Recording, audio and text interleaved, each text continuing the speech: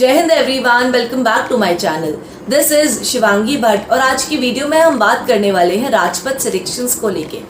तो देखो, आपका जो आरडीसी कैंप है, रिपब्लिक डे कैंप, इसका एक बहुत इंपॉर्टेंट इवेंट बनता है आपका राजपथ। और हम सब जानते ही हैं ये कितना प्रेस्टिजियस कैंप है।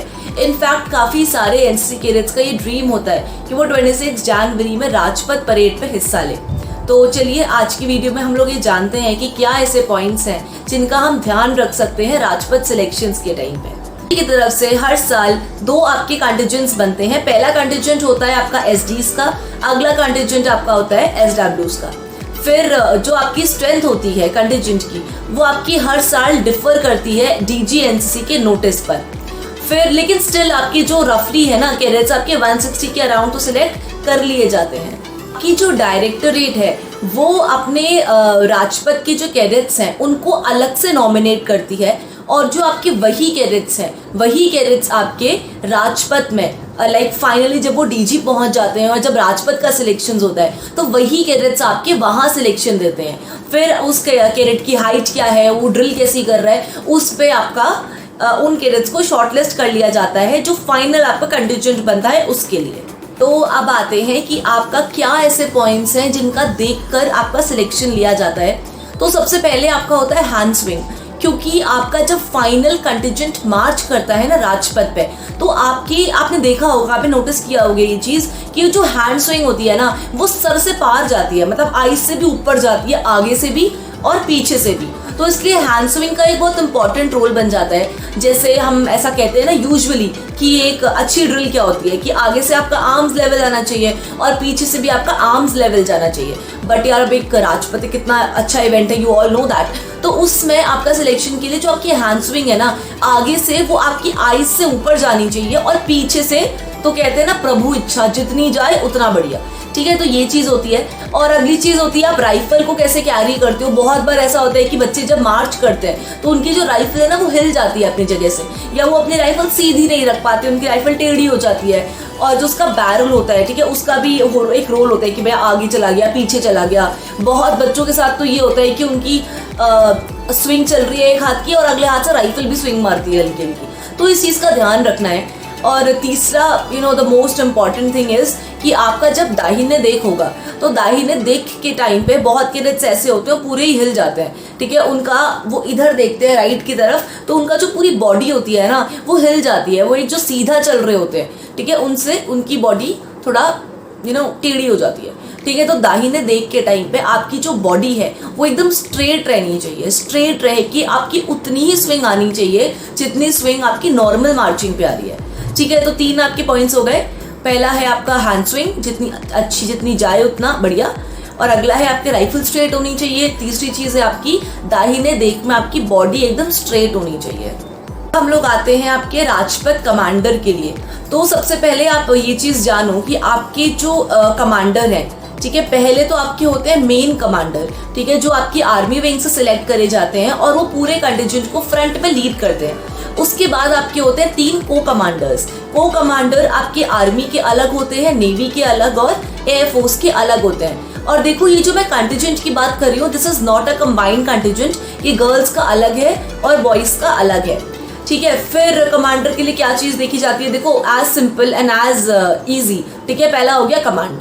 Command should be loud and clear. जितना अच्छी आप कमांड दोगे, ये नहीं कि आपका गला फट रहा है बीच में, आपकी कमांड फट गई, नॉट लाइक दैट। अच्छी कमांड होनी चाहिए, ऊंची आवाज़ होनी चाहिए, ठीक है, क्लियर होनी चाहिए। इसके बाद आपकी हाइट अच्छी होनी चाहिए डेफिनेटली।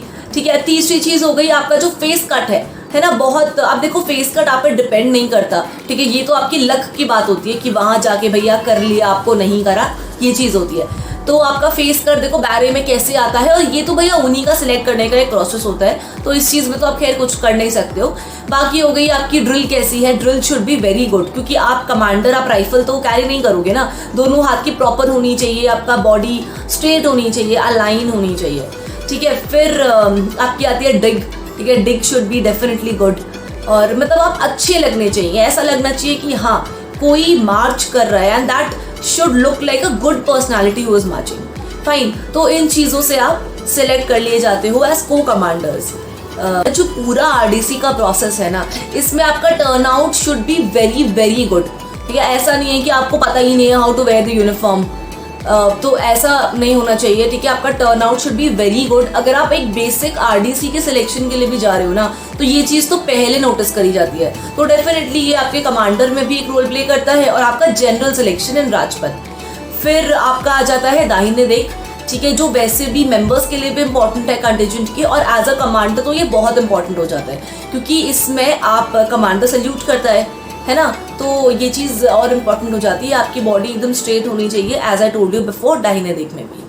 आपको जो आरडीसी का बैच मिलता है that is red maroon in colour and that really looks very good, क्योंकि आपका जब आप मार्च करते हो ना कंटिजेंट के अंदर, तो बहुत बार ऐसा होता है कि देखो, I am not talking about the Covid era, ठीक है, क्योंकि कोविड में आपके कुछ नॉर्म्स डिफरेंट थे, बट एक जनरल टाइम की मैं बात कर रही हूँ। जब आप मार्च करते हो ना कंटिजेंट में, तो आपका हर चीज़ should be very good and very proper. तो इसमें क्या होता है, बहुत बार आप हैंड स्विंग मारते हो तो आपके पीछे वाली की राइफल लग जाती है हाथ में, है ना, तो आपके हाथ से, मतलब I remember in my barrack there were many girls जो लोग राजपथ पे सिलेक्टेड थे, और sometimes they used to break down कि यार बाप रे, ठीक है, ये बहुत टफ है, हमसे नहीं हो रहा। सुबह सुबह उनको ले जाएंगे 2-3 बजे पकड़ के, है ना, मतलब राजपथ पे वो करने के लिए, प्रैक्टिस करने के लिए, और उनके हाथ से कभी ब्लीडिंग भी हो जाती थी। तो मतलब what I am saying is कि ये डिफ़िकल्ट ज़रूर है, ठीक है, बट इसका भी एक अलग ही मज़ा है, क्योंकि जिस दिन आप फाइनल राजपथ पे मार्च करते हो ना, that thing is so overwhelming. मतलब you can not even imagine that happiness and that emotions ना, इट इज़ ऑल ओवरवेल्म्ड, है ना, कि ऐसा लगता है यार, मतलब इस दिन के लिए हमने इतनी प्रैक्टिस करी थी। और वो जब आप सब देखते हो ना कि everybody is watching you, you are marching in front of the Indian army, navy, air, इन लोगों के मतलब बैच के बीच में आप लोग मार्च करते हो, it just gives you immense sense of pride and you know it is just very good. तो ये चीज़ होती है। तो जो आपको बिल्ला मिलता है इसका, ठीक है, that is red maroon in colour. और बहुत बार ऐसा होता है ना कि लाइक इन माई बैच, ठीक है, दे यूज टू कॉल इट खूनी बिल्ला, कि यार ये हमारे खून से मिलके बना है, तो that is why they use to call it that. तो मैं ये नहीं कहूँगी it is a universal name, ठीक है, लेकिन हमें अच्छा लगता था सुनने में। तो ये चीज़ होती है। इसके बाद आपके आते हैं जो टेबल ड्रिल है ना, इन बच्चों को भी राजपथ से ही उठाया जाता है, मतलब वहीं से इन्हें पिकअप कर लिया जाता है। जो बच्चे आपके राजपथ के लिए शॉर्टलिस्ट होते हैं लेकिन वो कंटिजेंट का पार्ट नहीं होते, तो उन्हीं में से बच्चों को टेबल ड्रिल के लिए शॉर्टलिस्ट कर लिया जाता है। आपने देखा होगा कि प्राइम मिनिस्टर्स जो पीएम रैली होती है, तो उस टाइम पे एक टेबल होती है जिसमें आपके सारे अवार्ड्स, ट्रॉफीज होती हैं, जो बेस्ट कैडेट्स होते हैं उनको मिलती है, और जो आपकी बेस्ट कंटिजेंट होता है, ठीक है, और ये सब आपके अवार्ड्स मिलते हैं, तो वो सब उसमें रखिए। वो बच्चे आपके टेबल ड्रिल के होते हैं और उनको मतलब एक ट्रॉफी भी मिलती है। And this is about table drill. तो आई शुड से कि if you are selected in the contingent, तो आपको कंटिजेंट में जाने की कोशिश करनी चाहिए, but table drill is also not that bad, है ना, but you know aspire for the higher thing, I would say that. कर लूँ ऑलमोस्ट सारा, बट स्टिल अगर कुछ ऐसी चीज़ हो जो रह जाए, तो you guys can surely comment in the comment section below and let me know, I will try to answer your queries. और आज की वीडियो में बस इतना ही था गाइज। और देखो, आप जब सिलेक्शन दोगे अपना राजपथ का, तो आई वुड से इट कि यार, कहते हैं ना, अपना 100% देना, ठीक है, क्योंकि ऑब्वियसली ये जो आपको एनसीसी देता है ना, राजपथ और ये सब, ये आपको शायद ही कभी मिले। शायद जब आप आर्मी में जाओगे तो तब जाके कभी आपको मार्च करने का मौका मिलेगा, लेकिन इतनी कम एज में ये जो यंग ब्लड होता है ना, यहाँ पे आप कुछ करते हो ना, तो ये तो मतलब अपने आप में ही इट इज़ मार्वेलस यार, ठीक है। तो आज की वीडियो में बस इतना ही था। टेक केयर, जय हिंद। Meet you in the next video with a fresh new topic.